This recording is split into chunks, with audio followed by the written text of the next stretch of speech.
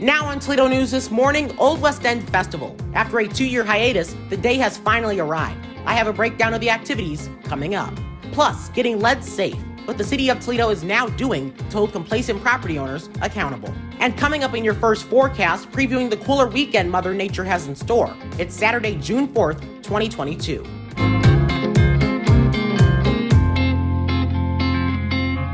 Good Saturday morning. My name is Jaden Jefferson and welcome to Toledo News this morning. Happening today, it's the annual Old West End Festival and Parade. Here's a little bit of what you can expect. It all starts with the King Wamba Parade from 10 a.m. to noon, featuring 2 prominent Old West Enders. Directly following that are house tours, which will showcase the beauty of the neighborhood's historic homes. That will run from 11 a.m. to 5 p.m. The festival's Marketplace and Art Fair will also be returning this year. That'll run from 10 a.m. to 5 p.m.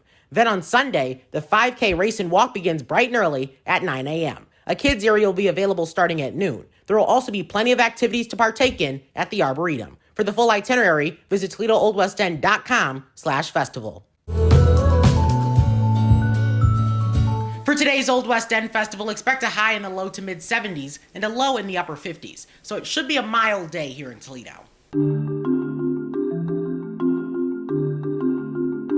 Now taking a look at traffic, northbound I-75 is reduced to 2 lanes between Buck Road and South Avenue. While it may not be in use anymore, the effects of lead paint can still be felt, especially here in the Glass City. Many properties in the city of Toledo were built before the year 1978, when lead paint was banned. So it only makes sense for there to be concern about how many can be considered safe for families, let alone children. So this week, Toledo Mayor Wade Capsicavage announced a deadline for property owners to receive lead-safe paint certification. This would apply to family homes, as children need to grow up in a safe, healthy environment to avoid the potential developmental effects of lead paint. In order to receive the certificate, a property must satisfy the state requirement of being registered with the county auditor. That, on top of passing a qualifying lead-safe inspection. The deadline for the first phase of this initiative is June 30th. Failure to comply with the rental registry or lead-safe certificate ordinances will result in a maximum fine of $10,000 per year. Tenants should contact their landlord if they suspect that their rental is not lead safe. The group responsible for deciding how the city's council districts are modified needs to hear from you, and that can occur at a meeting scheduled for Monday. The City of Toledo Reapportionment Committee will hold a public meeting in One Government Center's first floor conference room at 4 p.m.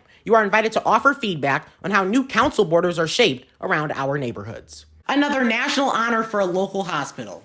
ProMedica has been recognized on Forbes' 2022 list of best employers for new graduates. The healthcare organization is ranked 122 out of the 300 companies nationwide that made the distinguished list. According to Forbes, the companies were identified in an independent survey from a vast sample of more than 20,000 young professionals. These are employees who have less than 10 years of work experience, working for companies employing at least 1,000 people within the U.S. ProMedica was also recognized by Becker's Healthcare in April 2022 on its list of 150 top places to work in healthcare. The City of Toledo has announced the lineup for this year's Ottawa Park Summer Concert Series. The series kicks off in the newly renovated Ottawa Park Amphitheater this weekend from 6 to 8 p.m. Presented in partnership with the City of Toledo, Ottawa Germain Park Board, and City of Toledo Department of Parks and Youth Services, the concerts are free, open to the public, and family-friendly. Happening today, the Toledo Humane Society's Bark in the Park event returns to the shops at Fallen Timbers. From 9 a.m. to noon, animal lovers from around the community will descend on the shops for food, games, a 5K walk and run, and even fun with some adoptable pets. The event is a fundraiser for the Humane Society. Inflation has caused the price per gallon of gas, food at the grocery store, and everything in between to skyrocket. So what's really behind the surge? I'm getting answers, and not from a Facebook meme. It's primarily the impact of the pandemic, and also the pandemic was a really weird recession. It happened quickly, and many people were severely impacted, especially if you were in the services and you lost your job. But there are also many people like myself as a professor.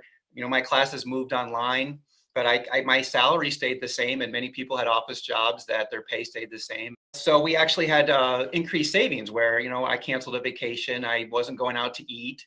Dr. Egan was able to provide some incredible insight on the topic, and you can join me for our full discussion Sunday at 11 a.m. right here on YouTube. That's all for the news this morning. Have a great Saturday.